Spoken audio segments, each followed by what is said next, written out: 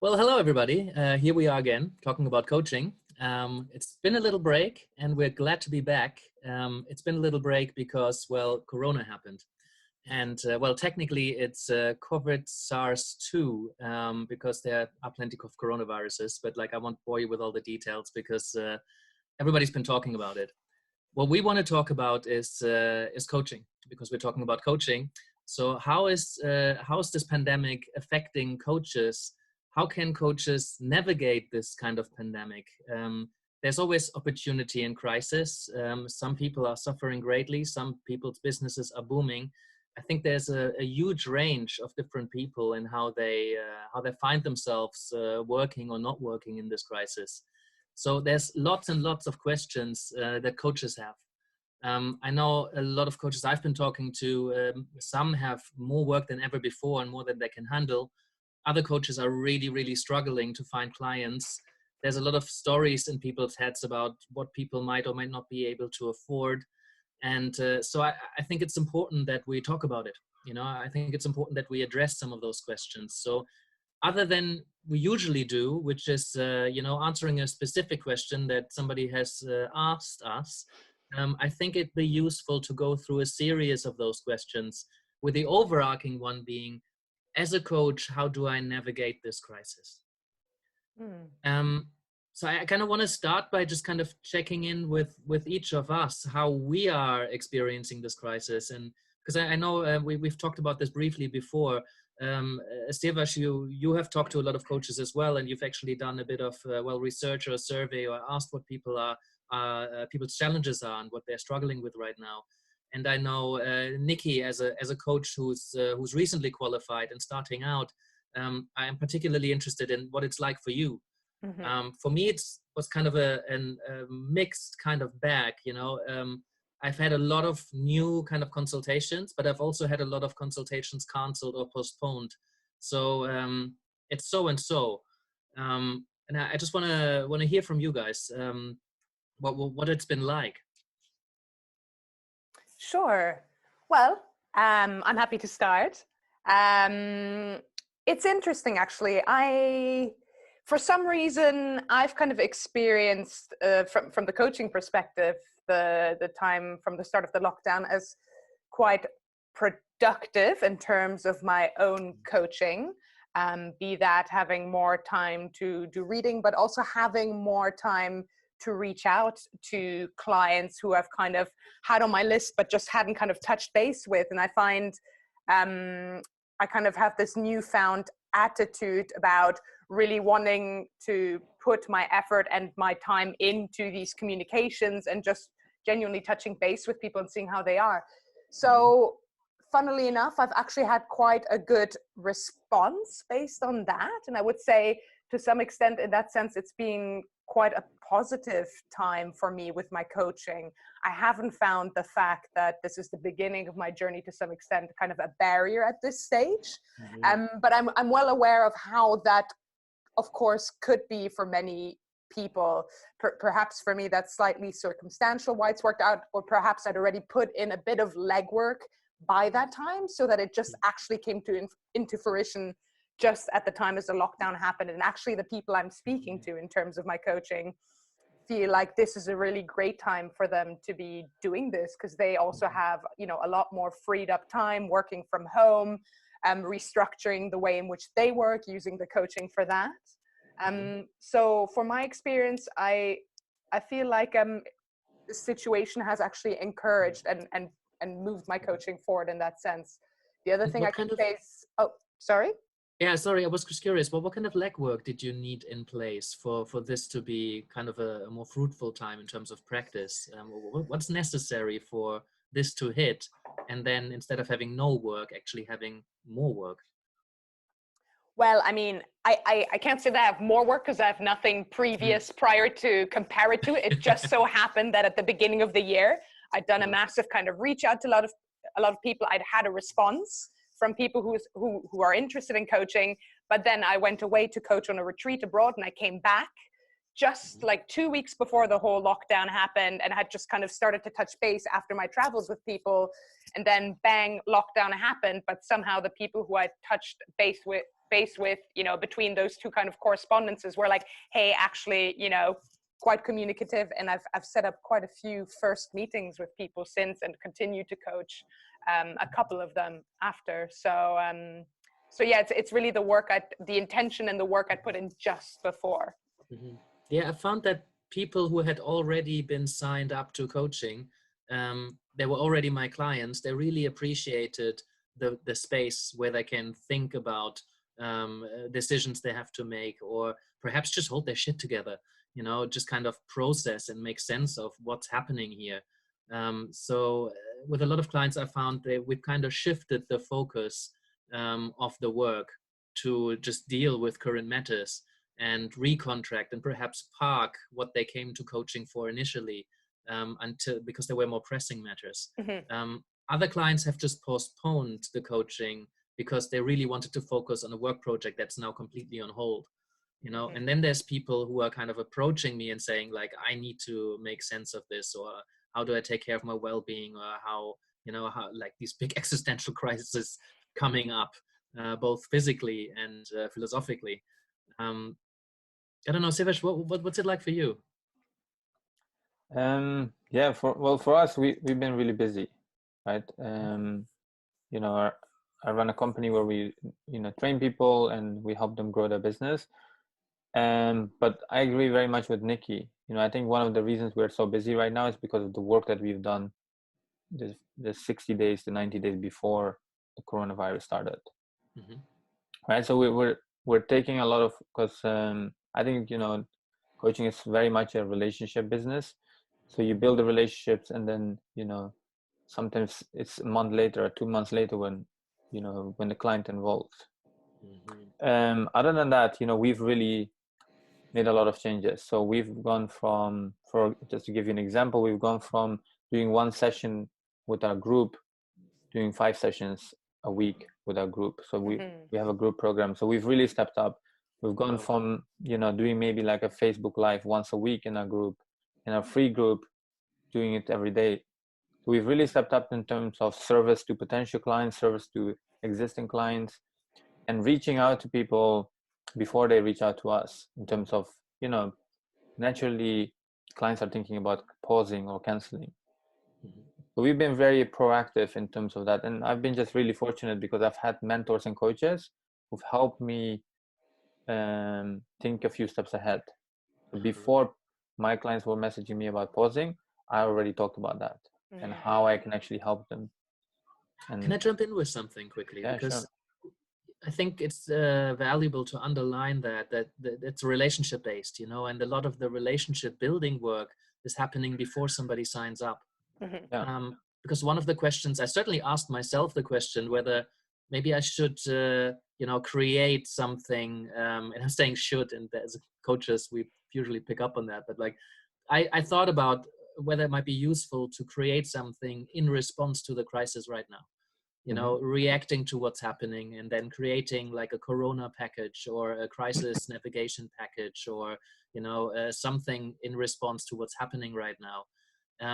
And I think the relationship building part is important, because a lot of the work happens that we need to do is to build trust, to build a relationship, and then people are able to sign up, or like then they're signing up. It's not that you can do something very quickly now to target a new, or to offer a new package to a new audience, and then they just kind of sign up because the package is banging, you know. Exactly. And I there's think more to it than the solving the problem, you know. Yeah, exactly. And I think we want to also take that into consideration for how our business is going to be doing in the next 3 months and the next 6 months.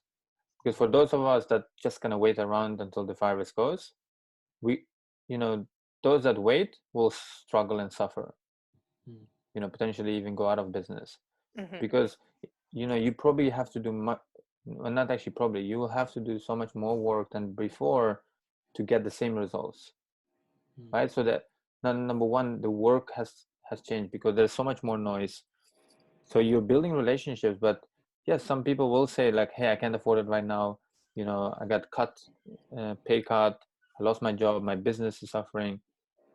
But if you're serving them right now, when it's over, they will come back to you. Right? So right now we're also building the next 6 months. We're building what's what's going to happen into our business. So it's so important to actually focus on serving. Mhm. That brings me to a next question that I've been asked and that I've been asking. It's is it useful or wise, or is it necessary to offer discounted packages, or to drop the price when people can't afford it, to offer payment plans when you didn't used to drop your price for a package because you feel that otherwise people couldn't afford it? Yeah, I think that's a great question. I don't think there's a right or wrong way, but I personally don't discount, and I encourage coaches to not do it, because it just makes you feel cheaper, and often people will, not everyone maybe, but most people will undervalue you. But rather than discounting, I would be creative, right? So there's a distinction here between discounting and being creative. Like for us, normally we have fixed packages, and we have a kind of like a low end package and a high end package, but we've been creative with the payment plans. So when people are, for example, thinking, hey, maybe I'm going to wait 2-3 months because until the coronavirus is ended, we said, hey, this program is normally 12 months. We're adding an extra 3 months on top of the program. So your program is 15 months, and we're happy to spread the payments over 15 months. And it's just, again, about getting creative. And by the way, coming back to your question, I think it wasn't so much a question. The point you made about, maybe you should be doing a Corona package. I think it's a great idea for coaches right now to pivot, to adapt, and create a different package. This is exactly what we've done. And this is why, people have been responsive, because we created an offer exactly for people's current problems, right? Because, as a coach, if you're listening to this, right, as coaches right now, our clients don't have the same problems they had 3 months, 6 months ago. Our clients and our potential clients. So it's great actually to change and adapt. So the question I asked my potential clients and my existing clients is, what challenges are you facing right now? And most of those challenges have changed, and their goals have changed. So what are some of those challenges? Well, what are coaches dealing with right now? Well, if you think about Maslow's hierarchy of needs, right? On top is self-actualization, right? And most of us, normally we focus on helping people grow. And I think most people's problems, before, people had growth problems. They wanted to grow, they want to become better version of themselves. Right now, people are not focused on that. The reason people are going nuts over toilet paper and, shopping and stuff is because right now people are, on the bottom of that pyramid. They just focus on survival, the basic needs, safety, making sure, their family is safe, and making sure they're safe. So what we're, and this is come also from the questions we've asked a lot of coaches, is right now they're thinking about, well, how can I survive? They're not thinking like, one of our programs helps coaches grow to 10K a month, let's say around 6 figures, right? We don't market that anymore, because right now people are not thinking like, how can I thrive and build a really successful business? Right now they're thinking, how can I survive the next few months, right? And most of our clients are like that. They're probably not thinking, hey, how can I have an amazing relationship with my partner? They're thinking like, how can I survive? Right now, we spend more time with our partners than ever before, right? Naturally, that's creating more friction, right? So the things that I'm seeing a lot, the challenges I see with coaches is like, hey, you know what? There's a bit of shame and guilt around selling. Like, people are going through this struggle. I feel like I'm taking advantage of them. Yeah. And I think it's a good concern to have. It shows that those coaches are sincere. But I think, there's a great opportunity for us to serve people and take advantage of the situation, not of people, right? Be of service to people, right? So that's one of the things that's coming up. What I'm getting from this is that it's useful to respond to this crisis, like the new needs, the new challenges that are coming up for people. But at the same time, it's useful to work with the people that you already have in your network, that already know you, that already trust you, to kind of create a new product for an existing customer base. So you don't have to rebuild a new relationship. but you're actually responding to the new needs that your existing people have. Yeah, exactly. I think You've, often what, you've been, sorry, yeah. go on. Yeah, I think often what we do is we focus so much on new clients that we forget who we have, people in our community, but also existing clients. Because a lot of people are losing clients because they're not focusing on serving them with what they need right now. Mm-hmm. Because often, like what I've seen is like people hired us based on a certain goal, but they don't have that goal anymore, Mm-hmm. right? And then they think about pausing and canceling. And I think we had one customer pause out of 50, 60 clients that we have. Oh, wow. And again, that was okay because she had a lot going on. For us, Mm-hmm. we want to make sure that we are relevant to Mm-hmm. what they need. Nikki, you've been quiet. I wonder, as a relatively new coach, like, does that resonate? What do you think about this? I've just been really attentively listening and kind of thinking in the background. No, I like everything that Sivash has said. But two things came up to me that I guess I was curious to put out there. The first thing is, we discussed, or it was mentioned, a lot of people have lost their jobs and can no longer pursue coaching. And yet I think there's a whole market of people out there. For example, I know people in my household who are just, working from home. They're working in companies, and the companies are kind of putting together care packages for their employees. These are startup types and that kind of thing. So I think there's a whole new market potentially out there if someone wants to be proactive and reach out to some businesses and organizations and see if they can, provide some support for their community of workers who are working from home and that kind of thing. So I think there's definitely some opportunity there. The other thing I'm thinking goes back to what we were saying earlier. It's kind of in terms of putting in the kind of legwork especially for our immediate community and for those people who perhaps, are laid off work or are struggling financially. Certainly I also know a lot of those people who are freelancers, who are not able to perform their work. And for those kind of people, I know that I'm trying to put out more free content that's coaching related that I think people can benefit from, even if that's just on my Facebook or on my website for now. But I think, again, it's this idea that, you're putting yourself out there, you're providing people with tools that at this time genuinely can serve them and be helpful for them. And you're building that trust, and you're kind of putting the coaching out there and giving people a better idea of how can support them. And I think, again, that kind of thing down the line, when people are back in a safer space and hopefully work recovers and they're doing better, then, once we're ready to thrive again, people will maybe respond more positively to, coaching in future, or keep it in mind, or keep you in mind. So I think, definitely I see a lot of opportunity at this current time for beginner coaches, for anyone. And certainly, again, this is a time where I'm kind of considering moving forward with my own coaching. And I think it's also a great time for coaches to get coached, be it to rethink their own business strategy or just other things. Sorry, I've kind of run out of steam there with my thought, but yeah, I like to look, I personally feel, and I don't know if it's just an attitude, I'm feeling very positive despite being very aware of what's happening in the world about work. I just, I can't help but see a lot of positives and opportunities. Yeah.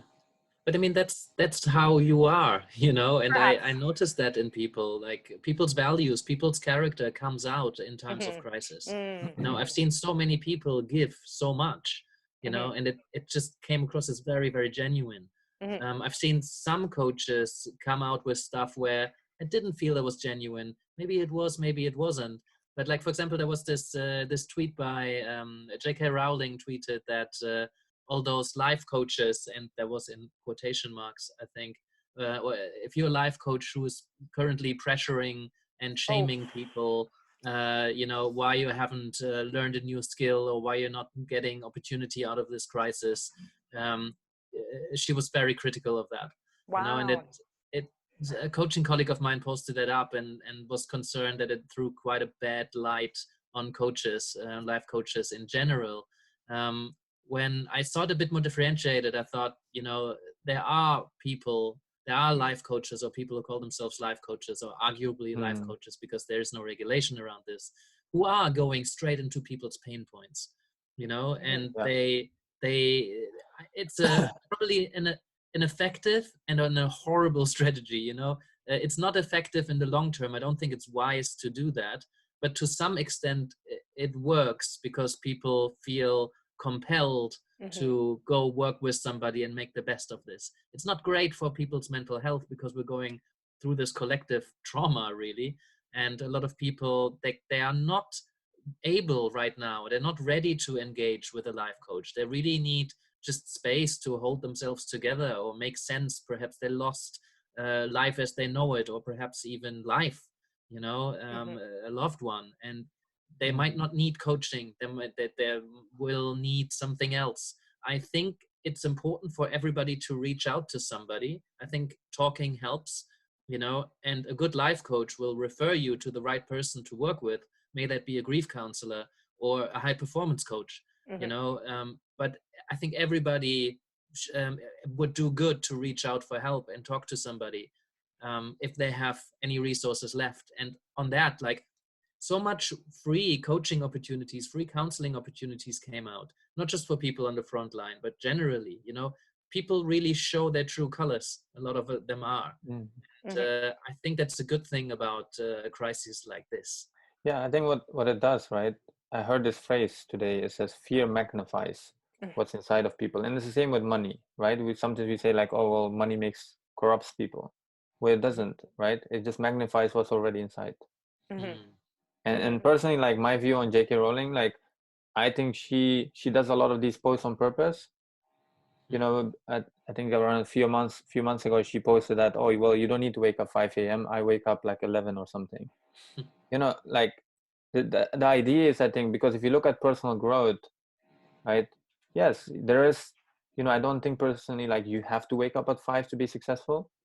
But, you know, if you look at a lot of successful people, when they build certain habits, it's around that time. And I think what she's doing, she's bringing her view on it. And a lot of people are like, yeah, I love that. And I think she's just, personally, I think it's more marketing that's coming from her, or she's sharing views that are very much opposed to what a lot of personal development talks about. And I don't personally think that we should be a certain way.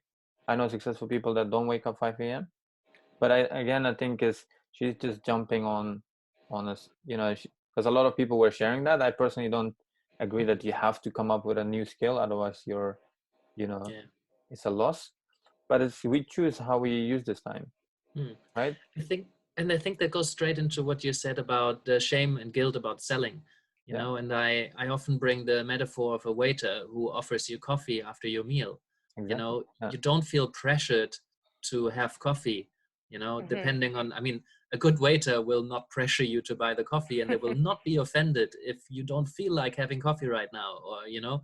But if they give you a bit of a story, because their coffee might be a special blend they produce locally, and by a special recipe by, you know, somebody's grandma who, you know, works in the back or whatever, you know, if there's a really good experience that you could have, then you could follow up the invitation. And if it's not for you, then that's cool. You know, if you don't want the coffee, don't have the coffee, and that's fine. But we can offer it out there, you know. Serving, I mean, you talked about serving. That's literally serving people.